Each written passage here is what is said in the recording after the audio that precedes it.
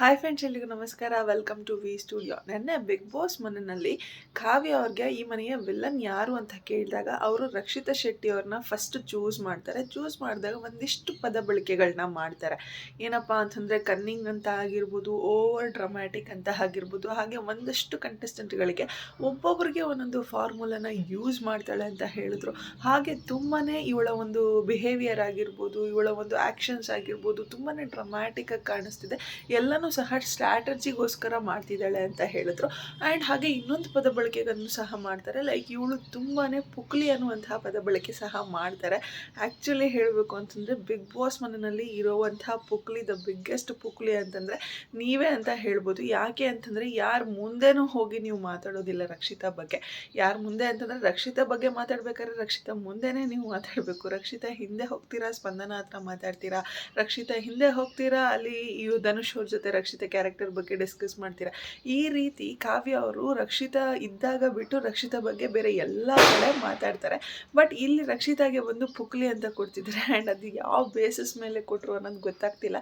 ಆ್ಯಕ್ಚುಲಾಗಿ ಹೇಳಬೇಕು ಅಂತಂದರೆ ಆ ಮನೆಯಲ್ಲಿ ರಕ್ಷಿತಾಗೆ ಇರುವಂತಹ ಗಟ್ಸ್ ಯಾರಿಗೂ ಇಲ್ಲ ಅಂತ ಹೇಳ್ಬೋದು. ನಿನ್ನೆ ಚೈತ್ರ ಕುಂದಾಪುರ ಅವ್ರಿಗೆ ಅವಳು ವಿಲನ್ ಅಂತ ಕೊಟ್ಟಾಗ ಒಂದಿಷ್ಟು ಪಾಯಿಂಟ್ಸ್ಗಳನ್ನು ಹೇಳ್ತಾಳೆ.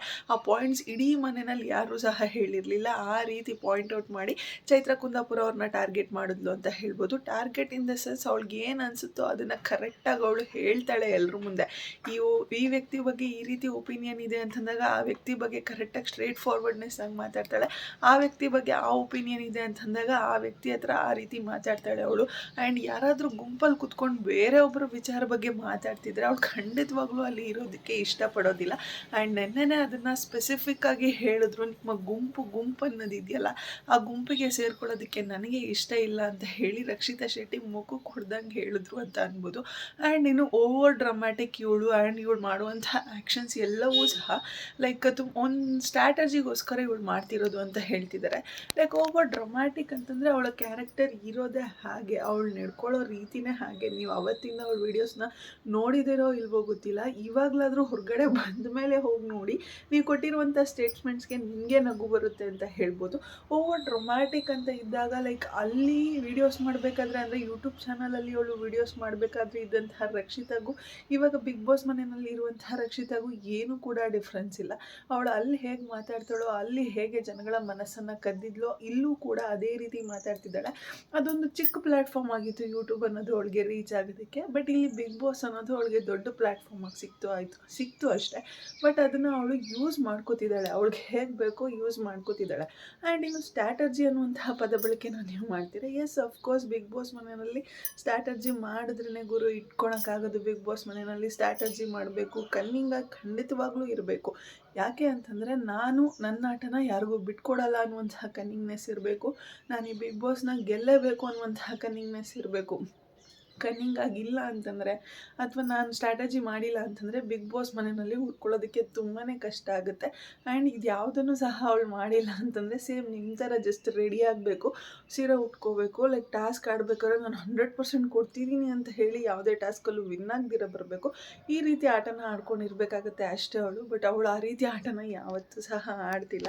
ಅವಳು ಕನ್ನಿಂಗ್ ಆಗಿದ್ದಾಳೆ, ಅವಳಿಗೋಸ್ಕರ ಅವಳು ಕನ್ನಿಂಗ್ ಆಗ್ತಿದ್ದಾಳೆ, ಅವಳ ಸ್ಟ್ಯಾಂಡ್ಸ್ಗೋಸ್ಕರ ಅವಳು ಕನ್ನಿಂಗ್ ಆಗ್ತಿದ್ದಾಳೆ, ಸ್ಟ್ರಾಟಜೀಸ್ ಮಾಡ್ತಿದ್ದಾಳೆ. ಎಸ್, ಅಫ್ಕೋರ್ಸ್ ಸ್ಟ್ರಾಟಜೀಸ್ ಮಾಡಲೇಬೇಕು ಬಿಗ್ ಬಾಸ್ ಮನೆಯಲ್ಲಿ. ಸ್ಟ್ರಾಟಜಿ ಮಾಡಿದ್ರೆ ಬಿಗ್ ಬಾಸ್ ಮನೆಯಲ್ಲಿ ಉಳ್ಕೊಳ್ಳೋದಕ್ಕಾಗೋದು. ಸ್ಟ್ರಾಟಜಿ ಮಾಡಿದ್ರೇ ಬಿಗ್ ಬಾಸ್ ಕಪ್ ಎತ್ಕೊಂಡು ಅವಳು ತುಳುನಾಡಿಗೆ ವಾಪಸ್ ಹೋಗಿ ಅಲ್ಲಿ ಇರುವಂತಹ ಜನರನ್ನು ಹೆಮ್ಮೆ ಪಡಿಸೋದಕ್ಕಾಗೋದು. ತುಳುನಾಡಿನ ಜನರು ಅಂತ ಬಂದಾಗ ಬರೀ ಅವ್ರು ಮಾತ್ರ ಸಪೋರ್ಟ್ ಮಾಡ್ತಿಲ್ಲ. ನಾವು ಚಿಕ್ಕಮಂಗ್ಳೂರು ಅಂತೀನಿ, ನಾವು ಚಿಕ್ಕಬಳ್ಳಾಪುರದವ್ರು ನಾವು ಕೂಡ ಸಪೋರ್ಟ್ ಮಾಡ್ತಾಯಿದ್ದೀರಿ. ಬ್ಯಾಂಗ್ಳೂರಿಯನ್ಸ್ ಕೂಡ ತುಂಬ ಜನ ಸಪೋರ್ಟ್ ಮಾಡ್ತಿದ್ದಾರೆ. ಹೀಗೆ ಎಲ್ಲ ಜನರ ಮನಸ್ಸನ್ನು ಗೆದ್ದಿರುವಂತಹ ಹುಡುಗಿ ನಮ್ಮ ರಕ್ಷಿತಾ ಶೆಟ್ಟಿ ಅಂತ ಹೇಳ್ಬೋದು. ಆ್ಯಂಡ್ ಪುಕ್ಲಿ ಅನ್ನುವಂತಹ ಪದ ಬಳಕೆನ ಮಾಡಿದ್ರಲ್ಲ, ಎಸ್, ಅಫ್ಕೋರ್ಸ್ ಅವಳು ಪುಕ್ಲಿ ಅಲ್ಲ, ಖಂಡಿತವಾಗ್ಲೂ ಪುಕ್ಲಿ ಅಲ್ಲ. ಒಂದು ಕಡೆ ಕಾವ್ಯ ಶೈವ ಮತ್ತು ಇನ್ನೊಂದು ಕಡೆ ರಕ್ಷಿತಾ ಶೆಟ್ಟಿ ಅಂತ ನೋಡಿದಾಗ ಇವರಿಬ್ಬರಲ್ಲಿ ಯಾರು ಪುಕ್ಕಲ್ರು ಅಂತ ನೋಡಿದಾಗ ಜನಗಳೇ ಡಿಸೈಡ್ ಮಾಡಿಬಿಡ್ತಾರೆ. ಖಂಡಿತವಾಗ್ಲೂ ಪುಕ್ಲಿ ಅಂತ ಬರೋದು ನೀವೇ. ಅವಳು 1% ಕೂಡ ಪುಕ್ಕಲ್ತನ ಅನ್ನೋದು ಅವಳಲ್ಲಿಲ್ಲ. ಬಟ್ ನಿಮ್ಮಲ್ಲಿ ಅರೌಂಡ್ ಒಂದು 60 to 70% ಪುಕ್ಕಲ್ತನ ಅನ್ನೋದು ನಿಮ್ಮಲ್ಲಿದೆ ಅಂತ ಹೇಳ್ಬೋದು. ಆ್ಯಂಡ್ ಅವಳ ಆ್ಯಕ್ಷನ್ಸ್ ಬಗ್ಗೆ ಕೂಡ ಮಾತಾಡ್ತೀರಾ. ಅವಳ ಆ್ಯಕ್ಷನ್ಸ್, ಎಸ್, ಅಫ್ಕೋರ್ಸ್ ಅವಳ ಆ್ಯಕ್ಷನ್ಸ್, ಅವಳ ಒಂದು ನೇಚರ್, ಅವಳು ಇರೋದೇ ಹಾಗೆ. ಅವಳು ಅದನ್ನು ಬಿಟ್ಟು ಬದುಕು ಅಂತಂದರೆ ಹೇಗೆ ಬದುಕ್ತಾಳೆ? ಲೈಕ್ ನೀವೆಲ್ಲ ಸೇಫ್ಗೆ ಮಾಡ್ಕೊಂಡು ಬದುಕ್ತಿದ್ದೀರಲ್ಲ, ಸೇಫ್ಗೆ ಮಾಡಿ ಈಗಾಗಲೇ ಒಬ್ಬರು ಹೊರಗಡೆ ಹೋಗಿದ್ದು ಆಗಿದೆ. ಸೊ ನೀವೆಲ್ಲ ಇವಾಗ ಸೇಫ್ಗೆ ಮಾಡ್ಕೊಂಡು ಬದುಕ್ತಿದ್ದೀರ. ಧನುಷ್ ಅವರಾಗಿರ್ಬೋದು, ಸ್ಪಂದನ ಅವರಾಗಿರ್ಬೋದು, ಅಥವಾ ಕಾವ್ಯ ಅವರಾಗಿರ್ಬೋದು, ನೀವೆಲ್ಲ ಸೇಫ್ಗೆ ಮಾಡಿಕೊಂಡು ಬದುಕ್ತಿರೋಂಥವ್ರು.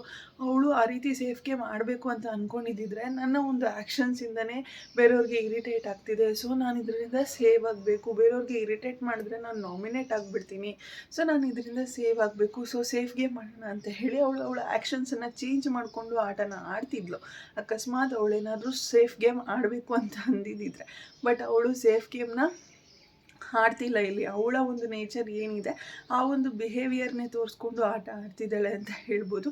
ಆ್ಯಂಡ್ ಇನ್ನು ಅವಳು ಯಾವುದಾದ್ರೂ ಒಂದು ವಾದಕ್ಕೆ ನಿಂತ್ಕೊಂಡ್ರೆ ಅಲ್ಲಿ ಪರ್ಟಿಕ್ಯುಲರಾಗಿ ನಿಂತ್ಕೊಳ್ದಿರ ಓಡಾಡ್ಕೊಂಡು ಮಾತಾಡ್ತಾಳೆ ಆ್ಯಂಡ್ ಆ ಕನ್ವರ್ಸೇಷನ್ನ ಕಂಪ್ಲೀಟ್ ಮಾಡಲ್ಲ ಅಂತ ಹೇಳಿದ್ದೀರ. ಕಂಪ್ಲೀಟ್ ಯಾಕೆ ಮಾಡಲ್ಲ ಅಂತಂದರೆ, ಕಂಪ್ಲೀಟ್ ಮಾಡೋದ್ರಲ್ಲಿ ಅರ್ಥನೇ ಇಲ್ಲ ಅಂತ ಅವಳಿಗೆ ಯಾವಾಗ ಅನಿಸುತ್ತೆ, ಲೈಕ್ ಇವಳು ಹೇಳ್ತಿರುವಂತಹ ಪಾಯಿಂಟ್ಸ್ ನಿಮ್ಗೆ ಯಾವಾಗ ಅರ್ಥ ಆಗಲ್ಲ ಅಂತ ಅವಳಿಗೆ ಅನಿಸುತ್ತೆ, ಆ ಟೈಮಲ್ಲಿ ಇವ್ರ ಹತ್ರ ಮಾತಾಡಿದ್ರು ಸಹ ವೇಸ್ಟೇ. ಎಷ್ಟು ಹೇಳಿದ್ರು ಇವ್ರು ಕೇಳೋದಿಲ್ಲ, ಇವ್ರು ಚೇಂಜ್ ಆಗೋದಿಲ್ಲ ಅಂತ ಅಂದಾಗ ಅವಳು ಆ ಒಂದು ಜಾಗದಿಂದ ಬೇರೆ ಜಾಗಕ್ಕೆ ಹೊರಟೋಗ್ತಾಳೆ. ಯಾಕೆ ಅಂತಂದರೆ ಲೈಕ್ ಅಲ್ಲಿ ಅವಳಿಗೆ ಸೈಲೆಂಟಾಗಿ ಮಾತಾಡುವಂತಹ ಕೆಪಾಸಿಟಿ ಇಲ್ಲ ಅಂತಲೇ ಹೇಳ್ಬೋದು. ತಪ್ಪು ಅಂತ ಆದಾಗ ಅದನ್ನು ವಾಯ್ಸ್ ಔಟ್ ಮಾಡುವಂತಹ ಕ್ಯಾರೆಕ್ಟರೇ ನಮ್ಮ ರಕ್ಷಿತಾ ಅವ್ರದ್ದು. ಅದನ್ನು ಅಲ್ಲೇ ಹೇಳ್ತಾಳೋ ಬಿಡ್ತಾಳೋ, ಬಟ್ ಅವರ ಮುಖಕ್ಕೆ ಹೊಡೆದಂಗೆ ಹೇಳ್ತಾಳೆ. ಲೈಕ್ ಯಾವುದಾದ್ರೂ ಒಂದು ಕಂಟೆಸ್ಟೆಂಟ್ ಮುಖಕ್ಕೆ ಹೊಡೆದಂಗೆ ಹೇಳ್ತಾಳೆ. ಕೆಲವೊಂದು ಸತಿ ಅವಳಿಗೆ ನಿರ್ಧಾರಗಳನ್ನ ತಗೊಳ್ಳುವಂತಹ ಒಂದು ಕೆಪಾಸಿಟಿ ಇರೋದಿಲ್ಲ. ನಿರ್ಧಾರಗಳನ್ನ ಯಾವಾಗ ತೊಗೊಳೋ ಕೆಪಾಸಿಟಿ ಇರಲ್ಲ ಅಂತಂದರೆ ಲೈಕ್ ಸಮ್ಟೈಮ್ಸ್ ಕ್ವಿಕ್ಕಾಗಿ ಡಿಸಿಷನ್ಸ್ನ ತೊಗೊಂಡ್ಬಿಡ್ತಾಳೆ.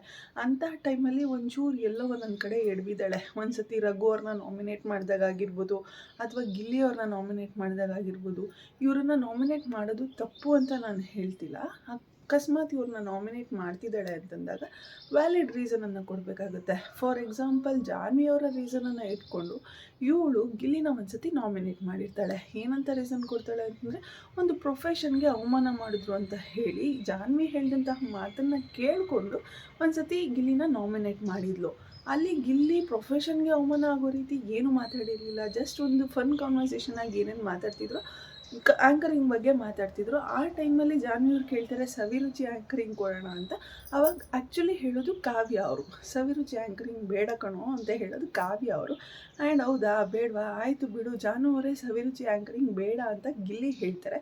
ಗಿಲ್ಲಿ ಹೇಳಿದಾಗ ಇವ್ನಿಗೆ ಹೋಗ್ತಾನೆ ದೊಡ್ಡ ದೊಡ್ಡ ಪ್ರೋಗ್ರಾಮ್ಗಳು ಆ್ಯಂಕರಿಂಗ್ ಕೊಟ್ಬಿಡ್ಬೇಕೇನೋ, ಇವನಿಗೆ ಹೋಗಿದ ತಕ್ಷಣವೇ ಅನುಬಂಧ ಆ್ಯಂಕರಿಂಗ್ ಕೊಟ್ಬಿಡ್ಬೇಕನ್ನೋ ಅಂತ ಹೇಳಿ ಆ ಮಾತನ್ನು ತಿರ್ಚಿ ಹೇಳೋದು ಜಾನ್ವಿಯವರು. ಅದನ್ನೇ ಬಂದು ನಾಮಿನೇಷನಲ್ಲಿ ರೀಸನ್ನಾಗಿ ಜಾನ್ವಿಯವ್ರು ಕೊಟ್ಟಿರ್ತಾರೆ. ಆ ಮಾತನ್ನು ಕೇಳಿಕೊಂಡು ರಕ್ಷಿತಾ ಗಿಲ್ಲಿನ ನಾಮಿನೇಟ್ ಮಾಡಿರ್ತಾಳೆ. ಲೈಕ್ ಗಿಲ್ಲಿ ಪ್ರೊಫೆಷನ್ಗೆ ಅವಮಾನ ಮಾಡಿಬಿಟ್ಟ ಅಂತ ಅನ್ನಿಸ್ತು. ಇವಾಗ ನಂಗೆ ಅನಿಸ್ತು ಗಿಲ್ಲಿ ಹೆಸರು ತೊಗೋಬೇಕು ಅಂತ. ಗಿಲ್ಲಿ ಹೆಸರೇ ನನ್ನ ಬಾಯಲ್ಲಿರಲಿಲ್ಲ, ನಾಮಿನೇಷನ್ಗೆ ಬರಬೇಕಾದ್ರೆ ನಂಗೆ ಅನಿಸ್ತು ಅಂತ ಹೇಳ್ತಾಳೆ. ರಕ್ಷಿತಾ ಶೆಟ್ಟಿ ಆ್ಯಕ್ಚುಲಿ ಆ ಕಾನ್ವರ್ಸೇಷನಲ್ಲಿ ಇರಲಿಲ್ಲ ಅಲ್ವಾ. ಸೊ ಆ ಒಂದು ಪಾಯಿಂಟಲ್ಲಿ ಏನಾಯಿತು ಅನ್ನೋದೇ ಅವಳಿಗೆ ಗೊತ್ತಿರಲಿಲ್ಲ. ಸೊ ಜಾನ್ವಿ ಅವ್ರು ಹೇಳಿದಂತಹ ಪಾಯಿಂಟ್ಸ್ನ ತಲೆಯಲ್ಲಿ ಇಟ್ಕೊಂಡು ಹೋಗಿ ಗಿಲ್ಲಿನ ನಾಮಿನೇಟ್ ಮಾಡಿದ್ಲು. ಸೊ ಅಂಥದ್ರಲ್ಲಿ ಎಲ್ಲೋ ಒಂದು ಕಡೆ ಒಂಚೂರು ಎಡುತ್ತಾಳೆ ಅಂತ ಹೇಳ್ಬೋದು. ಯಾವುದಾದ್ರೂ ಒಂದು ವಿಚಾರ ಯಾರಾದರೂ ಬಂದು ಹೇಳ್ತಿದ್ದಾರೆ ಅಂದಾಗ ಲೈಕ್ ಎರಡು ಸೈಡಿಂದನೂ ಅವಳು ಥಿಂಕ್ ಮಾಡಬೇಕಾಗುತ್ತೆ ಆ್ಯಂಡ್ ಇಬ್ಬರ ಪರ್ಸ್ಪೆಕ್ಟಿವನ್ನು ತೊಗೋಬೇಕಾಗುತ್ತೆ. ಲೈಕ್ ಇವಾಗ ಗಿಲ್ಲಿ ನಾಮಿನೇಟ್ ಮಾಡೋದಕ್ಕೂ ಮುಂಚೆ ಗಿಲ್ಲಿ ಹತ್ರ ಅವಳು ಈ ಪಾಯಿಂಟ್ ಬಗ್ಗೆ ಡಿಸ್ಕಸ್ ಮಾಡಬೇಕಾಗಿತ್ತು. ನೀವು ಈ ರೀತಿ ಹೇಳಿದ್ರಾ, ನೀವು ಈ ರೀತಿ ಅವಮಾನ ಮಾಡಿದ್ರಾ ಅಂತ ಹೇಳಿ ಡಿಸ್ಕಸ್ ಮಾಡಬೇಕಾಗಿತ್ತು. ಆ್ಯಂಡ್ ಜಾನ್ವಿ ಅವ್ರ ಹತ್ರನೂ ಡಿಸ್ಕಸ್ ಮಾಡಬೇಕಾಗಿತ್ತು. ಸೊ ಇಬ್ಬರಲ್ಲಿ ಯಾರ್ದು ವ್ಯಾಲಿಡ್ ಪಾಯಿಂಟ್ ಅಂತ ಅನಿಸುತ್ತೆ ಅವಾಗ ಹೋಗಿ ಅವಳು ನಾಮಿನೇಟ್ ಮಾಡಿದ್ದಿದ್ರೆ ಇಷ್ಟೆಲ್ಲ ಇದು ಬರ್ತಾನೆ ಇರಲಿಲ್ಲ. ಬಟ್ ಅವಳು ಥಿಂಕೇ ಮಾಡಲಿಲ್ಲ, ಸೆಕೆಂಡ್ ಥಾಟೇ ಇಟ್ಕೊಂಡಿಲ್ಲ. ಗಿಲ್ಲಿ ಅವಮಾನ ಮಾಡಿಬಿಟ್ಟಿದ್ದಾರೆ ಅಂತ ಹೇಳಿ ಹೋಗಿ ನಾಮಿನೇಟ್ ಮಾಡಿಬಿಟ್ಲು. ಸೊ ಇಂತಹ ಕ್ವಿಕ್ ಡಿಸಿಷನ್ಸ್ನ ತೊಗೋಬೇಕಾದ್ರೆ ಎಲ್ಲ ಒಂದು ಕಡೆ ಎಡುತ್ತಾಳೆ ಅಂತ ಹೇಳ್ಬೋದು. ಬಟ್ ಬೇರೆ ಎಲ್ಲರ ಒಂದು ವಿಚಾರದಲ್ಲೂ ಸಹ ಅವಳು ಕುತ್ಕೊಂಡು ಯೋಚನೆ ಮಾಡೋ ರೀತಿ ಆಗಿರ್ಬೋದು, ಅವಳು ಮಾತಾಡೋ ರೀತಿ ಆಗಿರ್ಬೋದು, ಅವಳು ತೊಗೊಳ್ಳುವಂತಹ ಸ್ಟ್ರಾಂಗ್ ಸ್ಟ್ಯಾಂಡ್ಸ್ ಆಗಿರ್ಬೋದು ಬಿಗ್ ಬಾಸ್ ಮನೆಯಲ್ಲಿ ಯಾರೂ ಸಹ ತೊಗೋತಿಲ್ಲ ಅಂತಲೇ ಹೇಳ್ಬೋದು. ಆ್ಯಂಡ್ ಇನ್ನು ಮೊನ್ನೆ ರಜತ್ ಅವರು ಜಗಳ ಆಡಬೇಕಂದ್ರೆ ಅಶ್ವಿನಿ ಮೇಡಮ್ ಅವ್ರ ಜೊತೆ ಆಗಿರ್ಬೋದು, ಧನುಷ್ ಅವ್ರ ಜೊತೆ ಜಗಳ ಆಡಬೇಕಾಗಿದ್ದರೆ ಮೈಕ್ ಹಾಕೊಂಡಿರ ಮಾತಾಡ್ತಿದ್ರು. ಸೊ ಸಡನ್ನಾಗಿ ಕ್ವಿಕ್ಕಾಗಿ ಹೋಗಿ ಮೈಕ್ ತೊಗೊಂಬಂದು ಕೊಡ್ತಾಳೆ. ಸೊ ಮೈಕ್ ತೊಗೊಂಬಂದು ಕೊಟ್ಟಿದ್ದೇ ದೊಡ್ಡ ತಪ್ಪು ಅನ್ನೋ ರೀತಿ ಎಲ್ಲರೂ ನಿನ್ನೆ ಆ ಒಂದು ಸ್ಟೇಟ್ಮೆಂಟ್ಸನ್ನು ಕೊಟ್ಕೊಂಡು, ರೀಸನ್ಸನ್ನು ಕೊಟ್ಕೊಂಡು ರಕ್ಷಿತಾ ಶೆಟ್ಟಿ ಅವ್ರಿಗೆ ವಿಲನ್ ಅನ್ನುವಂಥ ಕ್ಯಾರೆಕ್ಟರ್ನ ಕೊಟ್ಟರು. ಎಸ್ ಅಫ್ಕೋರ್ಸ್ ಯಾರೋ ಒಬ್ಬರು ಜಗಳ ಆಡ್ತಿದ್ದಾರೆ ಅಂತಂದಾಗ ನೀವು ಏನಕ್ಕೆ ತಡಿಬೇಕು, ಆಡಲಿ ಬಿಡಿ ಅಂತ ಬಿಡಬೇಕು. ಆ ಜಗಳ ಆಡ್ಬೇಕಾದ್ರೆ ಏನೋ ಒಂದು ರೂಲ್ಸ್ ಬ್ರೇಕ್ ಆಗ್ತಿದೆ ಅಂತಂದಾಗ ಆ ರೂಲ್ಸ್ನ ಸರಿ ಮಾಡುವಂಥ ಕೆಲಸ ರಕ್ಷಿತಾ ಶೆಟ್ಟಿ ಮಾಡಿದ್ಲು. ಬಟ್ ಅವಳು ಬಿಗ್ ಬಾಸ್ ಮನೆ ಒಳಗಡೆ ಯಾರ್ದೋ ಜಗಳ ನಿಲ್ಲಿಸೋದಕ್ಕಾಗಲಿ ಅಥವಾ ಯಾರೋ ಒಬ್ಬರು ಹೊಡೆದಾಡ್ಕೊತಿದ್ದಾರೆ ಅಂತಂದರೆ ಅವರಿಬ್ಬರ ಮಧ್ಯೆ ನಿಂತ್ಕೊಳ್ಳೋದಕ್ಕಾಗಲಿ ಅವಳು ಹೋಗಿಲ್ಲ. ಅಲ್ಲಿ ಏನೋ ಒಂದು ರೂಲ್ಸ್ ಬ್ರೇಕ್ ಆಗ್ತಿತ್ತು, ಆ ಒಂದು ರೂಲ್ಸ್ ಬ್ರೇಕ್ ಆಗಬಾರ್ದು ಅನ್ನೋಂಥ ಕಾರಣಕ್ಕಾಗಿ ಅವಳು ಮೈಕ್ ತೊಗೊಂಡು ರಜತ್ ಅವ್ರ ಕತ್ತಿಗೆ ಹಾಕ್ತಾಳೆ, ಮೈಕ್ ಹಾಕ್ಕೊಂಡು ಮಾತಾಡಿ ಅಂತ ಹೇಳಿ. ಆ್ಯಂಡ್ ಬೇರೆಯವರು ಅದನ್ನು ಯಾವ ರೀತಿ ಬಿಂಬಿಸಿದ್ರು ಅಂತಂದರೆ ಲೈಕ್ ಜಗಳ ಆಗಲಿ ಅನ್ನೋ ರೀತಿಯೇ ಬಿಂಬಿಸಿದ್ಲು ಅಂತ ಹೇಳಿ ಬೇರೆಯವರೆಲ್ಲ ರೀಸನ್ಸ್ಗಳನ್ನು ಕೊಡ್ತಾರೆ. ರಾಶಿಕ್ ಅವರಾಗಿರ್ಬೋದು, ಸ್ಪಂದನ ಅವರಾಗಿರ್ಬೋದು, ಈ ರೀತಿ ರೀಸನ್ಸ್ಗಳನ್ನು ಕೊಟ್ಟರು. ಆ್ಯಂಡ್ ಆ ರೀಸನ್ಸ್ ವ್ಯಾಲಿಡ್ ಅಂತಲೇ ಅನಿಸಿಲ್ಲ. ಯಾಕೆ ಅಂತಂದರೆ ರೂಲ್ಸ್ ಬ್ರೇಕ್ ಮಾಡ್ತಿರ್ಬೇಕಾದ್ರೆ ಆ ರೂಲ್ಸ್ನ ಬ್ರೇಕ್ ಮಾಡಬೇಡಿ ಅಂತ ಹೇಳೋದು ತಪ್ಪು ಯಾವಾಗಿಂದ ಆಯಿತು ಬಿಗ್ ಬಾಸ್ ಮನೆಯಲ್ಲಿ ಅಂತ ಗೊತ್ತಾಗಲಿಲ್ಲ. ಆ್ಯಂಡ್ ಜಗಳ ಆಗಲಿ ಅಂತಲೇ ಈ ಒಂದು ಮೈಕ್ನ ತಂದು ಕೊಟ್ಟರು ಅಂತ ಹೇಳ್ತಿದ್ದಾರೆ. ಮೈಕ್ ತಂದು ಕೊಡೋದಕ್ಕೂ ಜಗಳ ಆಗೋದಕ್ಕೂ ಏನು ಎಲ್ಲಿಂದ ಎಲ್ಲಿಗೆ ಕನೆಕ್ಷನ್ ಇದೆ? ಮೈಕ್ ತಂದು ಕೊಟ್ಟಿದ ತಕ್ಷಣ ಜಗಳ ಜಾಸ್ತಿ ಆಗುತ್ತಾ? ಮೈಕ್ ಇಲ್ಲ ಅಂದರೆ ಜಗಳ ಕಡಿಮೆ ಆಗುತ್ತಾ? ಆನ್ ಪಾಯಿಂಟ್ ಟ್ರಿಗರ್ ಆದ ಅಂತಂದರೆ ರಜತ್ತು ಲೈಕ್ ಆ ಟೈಮಲ್ಲಿ ಮೈಕ್ ಇದ್ದರೂ ಸರಿ, ಮೈಕ್ ಇಲ್ದಿದ್ರೂ ಸರಿ, ಅವನು ಯಾರ ಮೇಲೆ ಕಿರ್ಚಾಡಬೇಕು ಕಿರ್ಚಾಡ್ತಾನೆ ರಜತ್ತು. ಇವಳು ಮೈಕ್ ಕೊಟ್ಲು ಅಂದಿದ ತಕ್ಷಣ ವಾಯ್ಸ್ ರೇಸ್ ಮಾಡಿ ಮಾತಾಡೋದಿಲ್ಲ, ಮೈಕ್ ಇಲ್ಲ ಅಂದಿದ ತಕ್ಷಣ ವಾಯ್ಸ್ ಕಡಿಮೆ ಮಾಡಿ ಮಾತಾಡೋದಿಲ್ಲ, ಕೋಪ ಅನ್ನೋದು ಮೈಕ್ ಇದೆಯೋ ಇಲ್ವೋ ಅಂತ ನೋಡ್ಕೊಂಡು ಬರೋದಿಲ್ಲ. ಸೊ ಇವ್ರು ಕೊಟ್ಟಂತಹ ರೀಸನ್ಸು ನನಗೆ ಇಷ್ಟನೇ ಆಗಲಿಲ್ಲ. ರಕ್ಷಿತಾ ಶೆಟ್ಟಿನ ವಿಲನ್ ಅಂತ ಹೇಳಿ ಕೊಟ್ಟಂತಹ ರೀಸನ್ಸ್ ನನಗೆ ಖಂಡಿತವಾಗ್ಲೂ ಇಷ್ಟ ಆಗಿಲ್ಲ. ಆ್ಯಂಡ್ ಕಾವ್ಯ ಅವ್ರು ಮಾಡಿದಂತಹ ಸ್ಟೇಟ್ಮೆಂಟ್ಸ್ಗಳಂತೂ ಖಂಡಿತವಾಗ್ಲೂ ಕಾವ್ಯಕ್ಕೆ ಸೂಟ್ ಆಗೋದಕ್ಕಿಂತ ಹೆಚ್ಚಾಗಿ ನಮ್ಮ ಕಾವ್ಯ ಅವ್ರಿಗೆ ಸೂಟ್ ಆಗುತ್ತೆ ಅಂತ ಹೇಳೋಕ್ಕೆ ಇಷ್ಟಪಡ್ತೀನಿ. ಆ್ಯಂಡ್ ನನಗೆ ಕಾವ್ಯ ಅವ್ರು ಕೊಟ್ಟಂತಹ ರೀಸನ್ಸ್ಗಳು ನಿಮ್ಗೆ ಏನು ಅನಿಸ್ತು ಅನ್ನೋದನ್ನು ಕಮೆಂಟ್ ಸೆಕ್ಷನಲ್ಲಿ ತಿಳಿಸಿ ಅಂತ ಹೇಳ್ತಾ ಇವತ್ತಿನ ವಿಡಿಯೋನ ಇಲ್ಲಿಗೆ ಎಂಡ್ ಮಾಡ್ತಾ ಇದ್ದೀನಿ. ಯಾರಿಗೆಲ್ಲ ವಿಡಿಯೋ ಇಷ್ಟ ಆಗಿದೆ ಪ್ಲೀಸ್ ಲೈಕ್ ಮಾಡಿ, ಶೇರ್ ಮಾಡಿ, ಕಮೆಂಟ್ ಮಾಡಿ. ಹಾಗೆ ಯಾರೆಲ್ಲ ಇನ್ನು ನನ್ನ ಚಾನಲ್ಗೆ ಸಬ್ಸ್ಕ್ರೈಬ್ ಮಾಡ್ತೀರಾ, ವಿಡಿಯೋನ ನೋಡ್ತಿದ್ದೀರೋ ಪ್ಲೀಸ್ ಬೇಗ ಬೇಗ ಸಬ್ಸ್ಕ್ರೈಬ್ ಮಾಡ್ಕೊಳ್ಳಿ. Thank you so much. Love you all. Take care. Bye by.